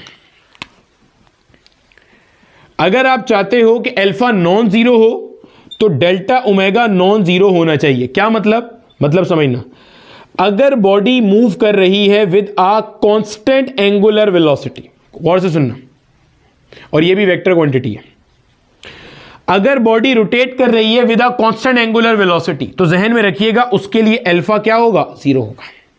उसके लिए angular acceleration will be a null vector, नहीं होगा, जीरो होगा। सर मिसाल समझाएं, देखो भैया, मान लो आपके पास एक बॉडी रोटेट कर रही है और उसकी एंगुलर स्पीड कांस्टेंट है, ना बढ़ रही है ना कम हो रही है, ना डायरेक्शन चेंज हो रहा है, कुछ भी नहीं हो रहा, एंगुलर वेलोसिटी कांस्टेंट है, तो उसके लिए अल्फा जीरो होगा, अल्फा नहीं होगा। जैसे अर्थ रोटेट कर रही है, जो अर्थ रोटेट कर रही है उसका ओमेगा कैसा है, कांस्टेंट है, तो उसके पास एंगुलर एक्सेलरेशन नहीं होगा। एंगुलर एक्सेलरेशन है क्या, एक्सेलरेशन क्या होता है, rate of change of velocity, velocity के बदलने की रफ्तार को अपन लोग क्या कहते हैं, एक्सेलरेशन कहते हैं। अबे भाई, जब वेलोसिटी बदल ही नहीं रही तो एक्सेलरेशन कहां से आएगा। तो अर्थ जो सन के इर्द गिर्द रोटेट करता है उसका भी एंगुलर एक्सेलरेशन जीरो, अर्थ जो अपने एक्सिस के गिर्द रोटेट कर रहा है उसका भी angular acceleration zero. Journal acceleration की बात नहीं कर रहा, अभी क्या टॉपिक पढ़ रहे हैं, एंगुलर एक्सेलरेशन, तो उसका एंगुलर एक्सेलरेशन जीरो, आंखें बंद करके लगा देंगे। ठीक है, अच्छा जी, चलें आगे, चलो इतना ऐसा कॉपी कर लो, आगे चलते हैं। अब देखो मेरा बेटा, हमें यह बात तो समझ में आ गई कि हमारे पास ये जो एंगुलर एक्सेलरेशन है ये एक अदद वेक्टर क्वांटिटी है। तो जो वेक्टर क्वांटिटीज होती हैं इसके पास मैग्नीट्यूड भी होता है और डायरेक्शन भी होता है। ठीक है, अच्छा, इसका मैग्नीट्यूड हम कैलकुलेट करते हैं आर अल्फा से। सिमिलरली वो जो पीछे पढ़ के आए थे उसका थीटा अपॉन टी भी था एक टर्म, और एक v इक्वल्स आर ओमेगा भी है। ये रिलेशन अभी हमने अगले लेक्चर में पढ़ने हैं, लीनियर और एंगुलर क्वांटिटीज के, बहुत डिटेल से आएगा, टेंशन की बात नहीं है। एंगुलर एक्सेलरेशन क्या है, rate of change of angular velocity, और कैसी क्वांटिटी, वेक्टर क्वांटिटी है, तो डायरेक्शन होता है। अब क्या इसका डायरेक्शन निकालने के लिए भी हम राइट हैंड रूल इस्तेमाल करते हैं, नहीं। किताब पढ़ोगे, किताब में गलत लिखा हुआ है, जो हमारी टेक्स्ट बोर्ड की किताबें हैं ना 4, उनमें से 2 के अंदर ये गलत मेंशन है कि एंगुलर एक्सेलरेशन का डायरेक्शन निकालने के लिए हम राइट हैंड रूल इस्तेमाल करते हैं। एब्सोल्युटली रॉन्ग, अभी समझ लेंगे।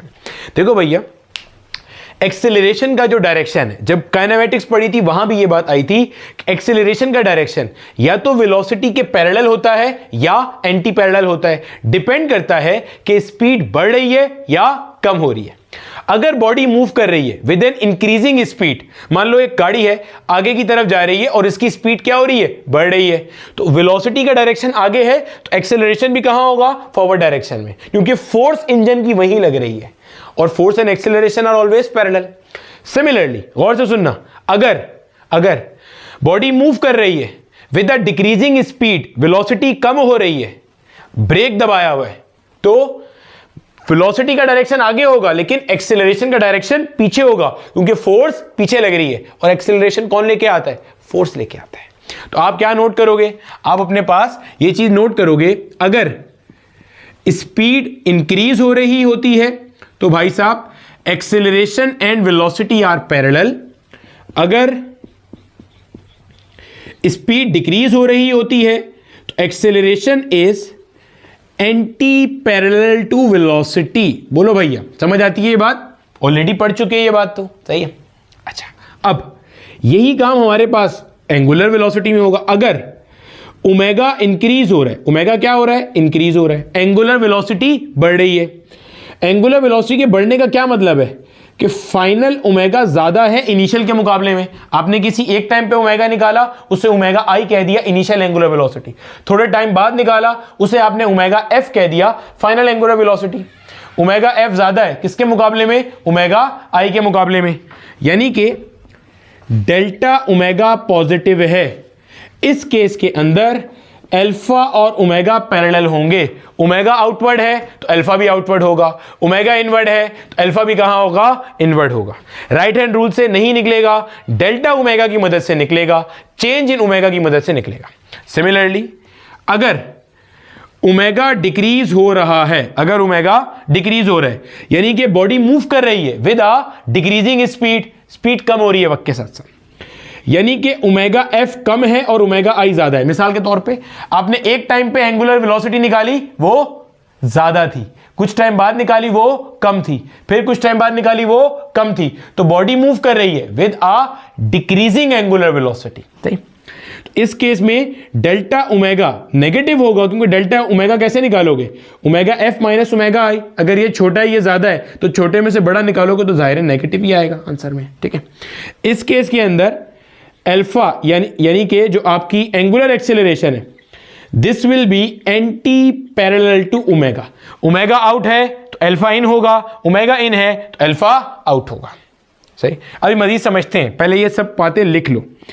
अगर आपके पास बॉडी मूव कर रही है विद आ कांस्टेंट ओमेगा, जैसे अर्थ रोटेट कर रही है अपनी एक्सिस के गिर्द, अर्थ रोटेट कर रही है सन के इर्द गिर्द, उसके अंदर ओमेगा चेंज नहीं हो रहा। देखो समझो, ओमेगा चेंज किस किस तरह से हो सकता है? ओमेगा है क्या?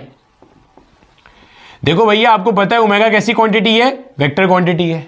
और वेक्टर के पास होती हैं दो चीजें, क्या क्या? Magnitude as well as direction. तो ओमेगा चेंज हो सकता है अगर ओमेगा का मैग्नीट्यूड चेंज हो, यानी कि पहले 4 रेडियन पर सेकंड था, अब बढ़ के 5 हो गया, या कम हो के 2 हो गया। या चेंज हो सकता है अगर ओमेगा का डायरेक्शन चेंज हो। नॉर्मली जो ओमेगा चेंज होता है वो अपने मैग्नीट्यूड की वजह से चेंज होता है, डायरेक्शन की वजह से नहीं हो सकता। ये बात जरा समझ लेना। देखो समझो, ओमेगा वेक्टर क्वांटिटी है। वेक्टर दो चीजों में डिपेंड करता है, मैग्नीट्यूड पे, डायरेक्शन पे। अगर मैग्नीट्यूड चेंज होगा, यानी कि पहले बॉडी रोटेट कर रही थी 4 रेडियन पर सेकंड पे, बढ़ के हो गया 5, बढ़ के हो गया 7, बढ़ के हो गया 9, तो मैग्नीट्यूड चेंज हो रहा है, डेफिनेटली ओमेगा चेंज हो रहा है। लेकिन अगर डायरेक्शन चेंज होगा, मान लो पहले बॉडी एंटी क्लॉकवाइज रोटेट कर रही थी, ओमेगा आउटवर्ड था, अब अचानक क्लॉकवाइज रोटेट करना शुरू हो गई तो ओमेगा इनवर्ड हो जाएगा। अगर डायरेक्शन चेंज होगा तो भी ओमेगा क्या होगा? चेंज होगा, अल्फा तब भी आएगा।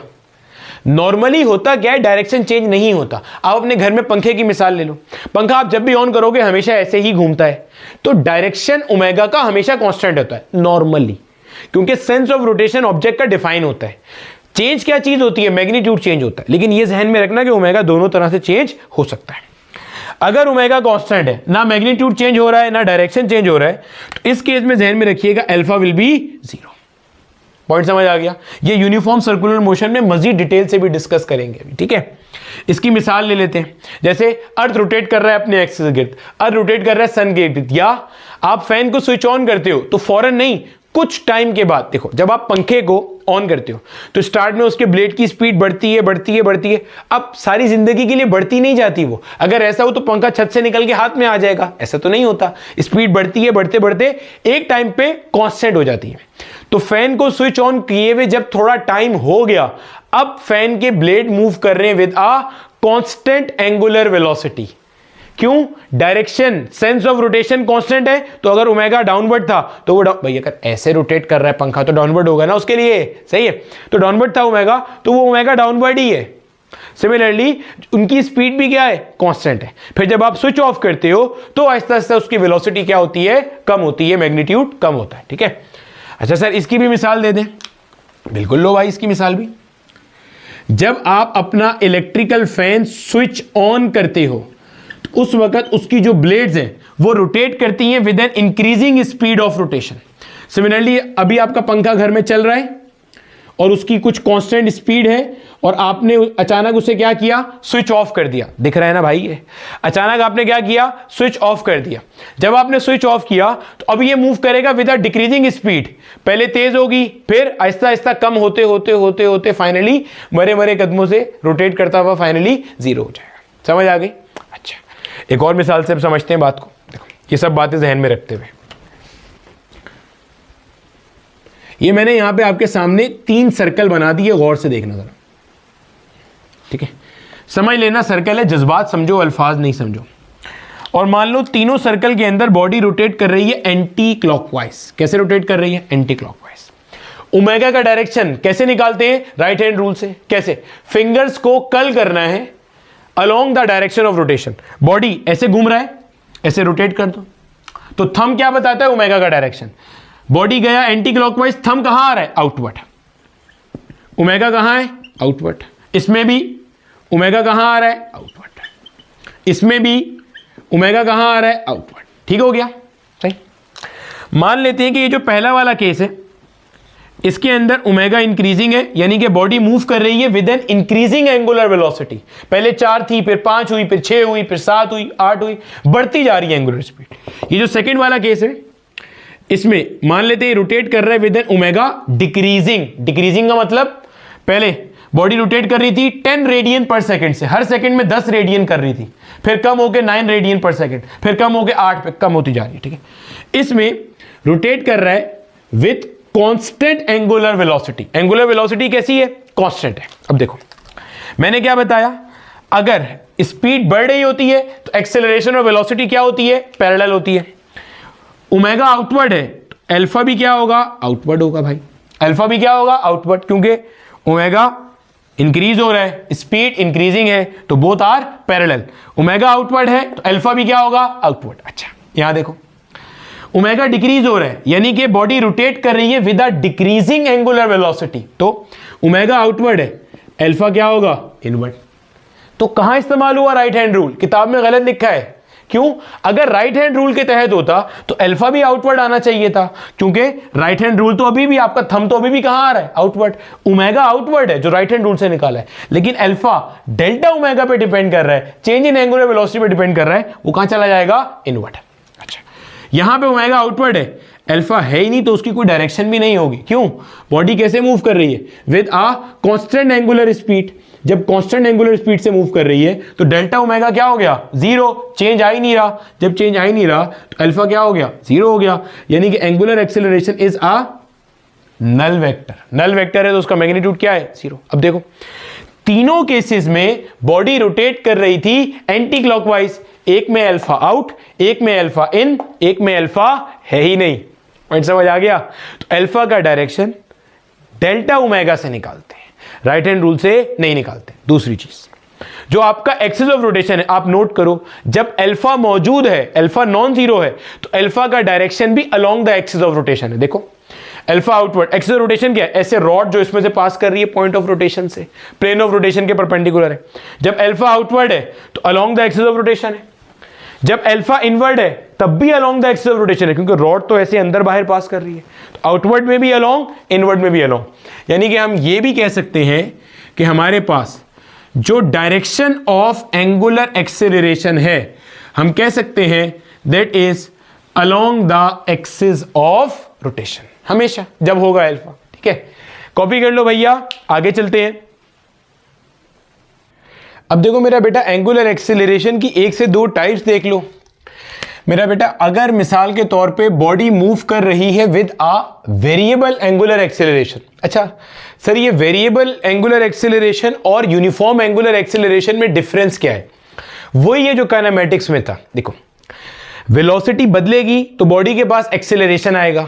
वेलोसिटी 2 तरह से बदल सकती है, या तो वेलोसिटी यूनिफॉर्मली बदले, हर सेकंड में एक जितना चेंज आए, या वेलोसिटी वेरिएबल मैनर में बदले। मिसाल के तौर पे अगर हर सेकंड में बॉडी की एंगुलर स्पीड 2 रेडियन पर सेकंड बढ़ रही है तो बॉडी का एंगुलर एक्सेलरेशन हो जाएगा 2 रेडियन पर सेकंड स्क्वायर।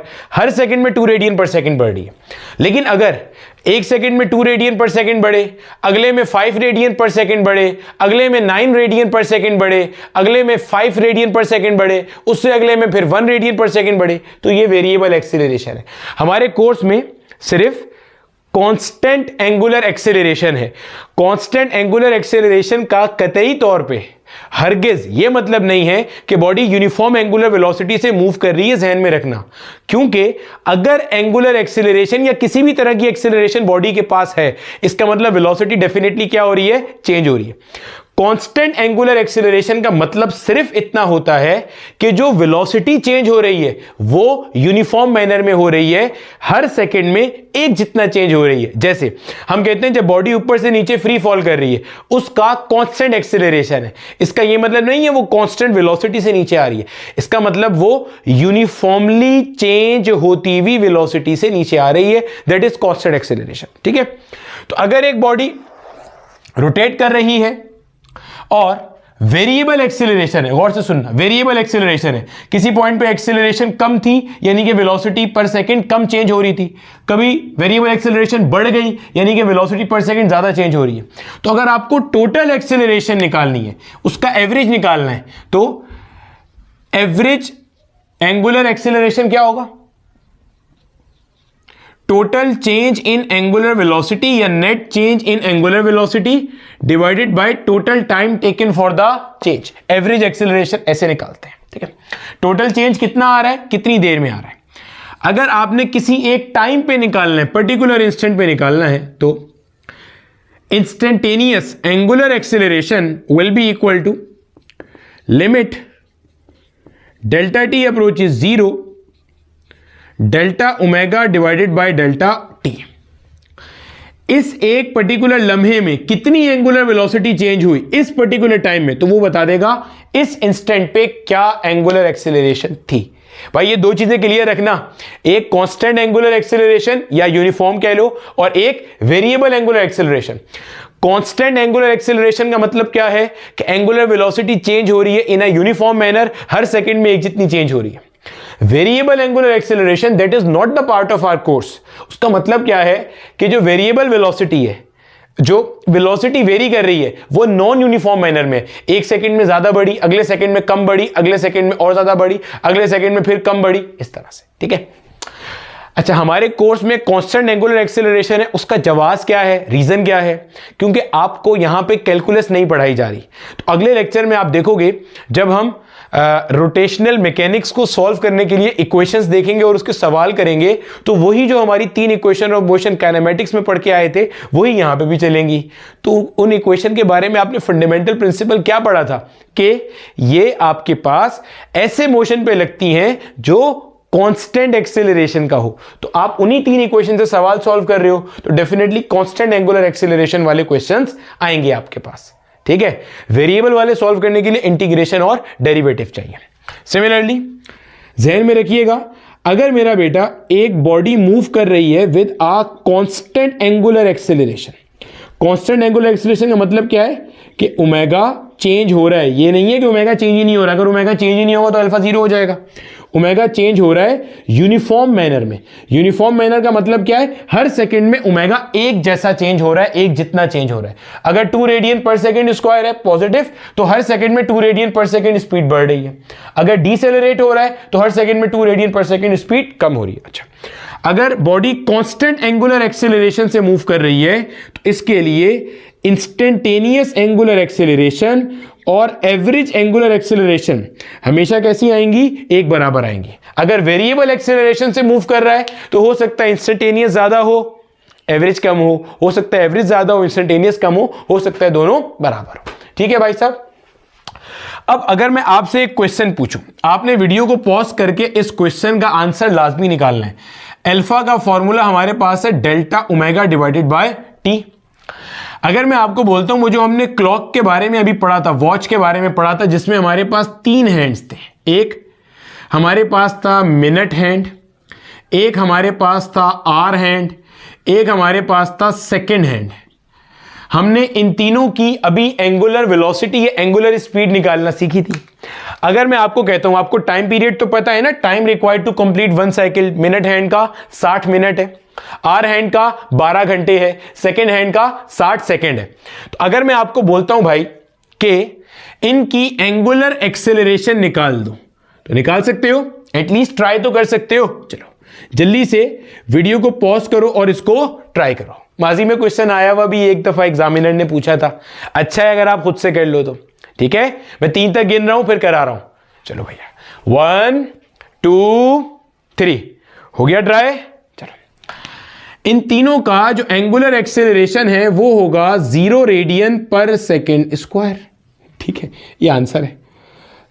अब मुझे पता है ऐसे आके फाड़ के देख रहे होगे सर क्यों भैया, मैंने स्टार्ट में बताया था एंगुलर एक्सेलरेशन के टॉपिक में। एंगुलर एक्सेलरेशन है क्या? Rate of change of angular velocity. Angular velocity के बदलने की रफ्तार को कहते हैं एंगुलर एक्सेलरेशन। आपके घड़ी में जो मिनट हैंड है, क्या वो हर दफा 60 मिनट में चक्कर पूरा करता है या कभी 50 मिनट में आपका 1 आवर होता है, कभी 40 मिनट में 1 घंटा पूरा हो गया, कभी 120 मिनट में 1 घंटा हुआ? नहीं ना, हमेशा 60 मिनट में होता है। इसका मतलब मिनट हैंड के रोटेट करने की स्पीड कांस्टेंट है।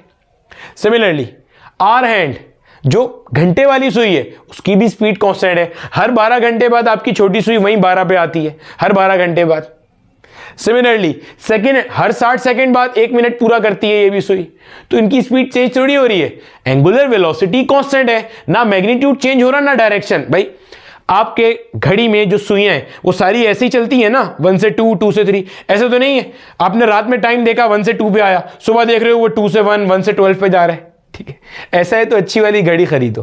तो भाई ना एंगुलर वेलोसिटी मैग्नीट्यूड के सेंस में चेंज हो रहा ना डायरेक्शन के सेंस में चेंज हो रहा, तो जब एंगुलर वेलोसिटी कांस्टेंट है तो अल्फा क्या होगा?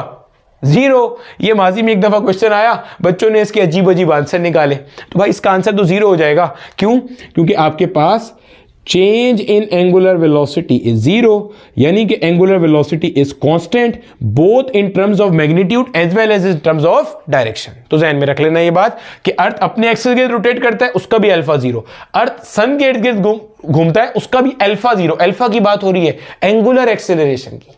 लीनियर एक्सेलरेशन 0 नहीं होती यूनिफॉर्म सर्कुलर मोशन में, वो पढ़ेंगे अभी हम। अल्फा की बात कर रहे हैं अभी यहां पे। ठीक है, अच्छा यूनिट हमने इसका देख लिया। अल्फा का यूनिट क्या है मेरे बच्चे? Radian per second square. एक सिंपल सा क्वेश्चन करते हैं जो माजी में आया हुआ है और हमारा लेक्चर पूरा हो जाएगा। देखो मेरा बेटा, आपके सामने मैंने एक सिंपल सा क्वेश्चन मेंशन किया हुआ है, नस्क 2018 के अंदर आया हुआ क्वेश्चन है। वीडियो को पॉज करो, सवाल को तसल्ली से अटेम्प्ट करो। देखो कहता क्या है, motor of an engine is rotating about its axis with an angular speed of 100 revolutions per minute. यहीं पे रुक जाओ। 100 रेवोल्यूशन पर मिनट की आपको स्पीड दी हुई है, 100 रेवोल्यूशंस पर मिनट। हमें कन्वर्ट करना आता है। एक रेवोल्यूशन में हमारे पास 2 पाई रेडियन होता है, 1 मिनट में हमारे पास 60 सेकेंड होता है। 0 से 0 चला गया, 2 1 जा 2 3 जा। क्या आंसर आ रहा है भाई? 10 pi by 3 radian per second. ये चीज मैंने कई दफा बताई है, अगर आप विदाउट कैलकुलेटर सॉल्व कर रहे हो तो फ्रैक्शन में छोड़ना आपके लिए ज्यादा सफिशिएंट है। डेसिमल में ले आओगे तो आगे कैलकुलेशन मुश्किल हो जाएगी। कहते हैं it comes to rest in 15 seconds after being switched off. इसका मतलब ये इसने आपको इनिशियल वेलोसिटी दे दी एंगुलर, फाइनल वाली क्या हो गई? 0। जाहिर है भाई जब नहीं रोटेट कर रहा तो फाइनल स्पीड क्या हो जाएगी? 0 रेडियन पर सेकेंड। आपने उसको स्विच ऑफ किया तो गोल गोल मोटर घूम रही थी, बंद हो गई। और कितने टाइम में जाके बंद हुई? 15 सेकेंड। देखो आपके घर में कोई पंखा लगा हुआ है, वो चल रहा है, अगर आप उसे स्विच ऑफ करते हो तो वो एकदम तो नहीं रुकता, घूमता है घूमता है घूमता है विद अ डिक्रीजिंग स्पीड, और फाइनली जाके क्या होता है? रुकता है। यही केस मोटर के साथ हुआ।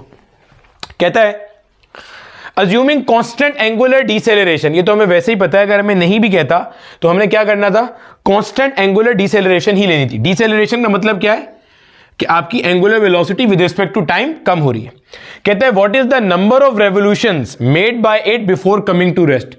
कितने चक्कर काटेगा बिफोर कमिंग टू रेस्ट।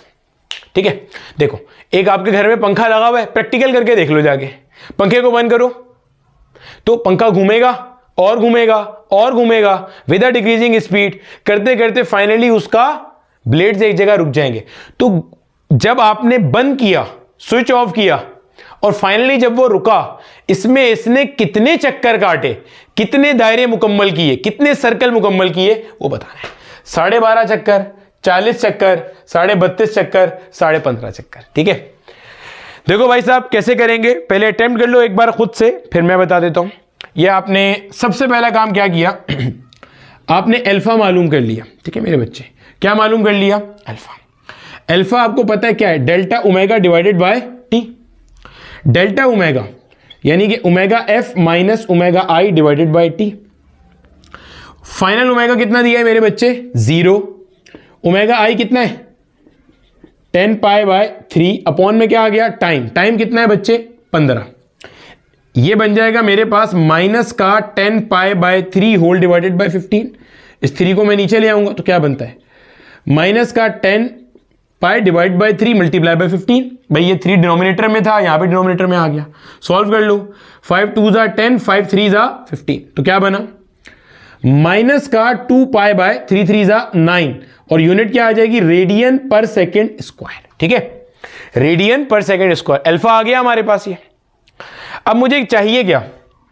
मुझे चाहिए number of rotation. Number of rotation directly नहीं निकाली जा सकती। नंबर ऑफ रोटेशन निकालने का तरीका क्या है? देखो बच्चे, आपको पता है एक रोटेशन में बॉडी जो सेंटर पे एंगल सबटेंड करती है वो कितना होता है? 2 पाई रेडियन। भाई जब एक चक्कर पूरा होता है सेंटर पे एंगल कितना है? 2 पाई रेडियन। 2 चक्कर पे अगर मैं आपसे पूछूं कि सेंटर पे टोटल एंगल कितना सबटेंड होगा तो आप बोलोगे 2 पाई मल्टीप्लाई बाय 2। भैया एक चक्कर में 2 पाई, फिर अगले चक्कर में 2 पाई, तो 2 पाई को 2 से मल्टीप्लाई कर दिया। गोया के n रोटेशंस में, गौर से सुनना, n रोटेशंस में, n नंबर ऑफ रोटेशंस में जो सेंटर पे टोटल एंगल सबटेंड होगा वो होगा n मल्टीप्लाई बाय 2 पाई। हाँ या ना? तो अगर मुझे किसी तरह टोटल एंगल पता चल जाए, जब आपने स्विच ऑफ किया तो जो मोटर घूम रहा था उसने सेंटर पे कितना एंगल सबटेंड किया, अगर वो पता चल जाए तो मैं 2 पाई को यहां लाके डिवाइड करूंगा, मुझे नंबर ऑफ रोटेशन पता चल जाएंगे। तो मुझे क्या चाहिए? थीटा। थीटा क्या है? Angular displacement. थीटा क्या है? Angular displacement. अच्छा, अगर आप इसको देखो तो मेरा बेटा ये आपको थर्ड इक्वेशन ऑफ मोशन नजर आ रही है, 2as equal vf square minus vi square.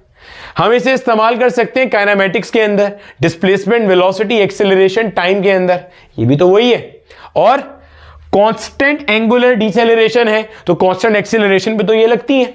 अगर मैं इसको एंगुलर डोमेन पे अप्लाई करूं तो ए क्या है? लीनियर एक्सेलरेशन, यहां आएगा अल्फा।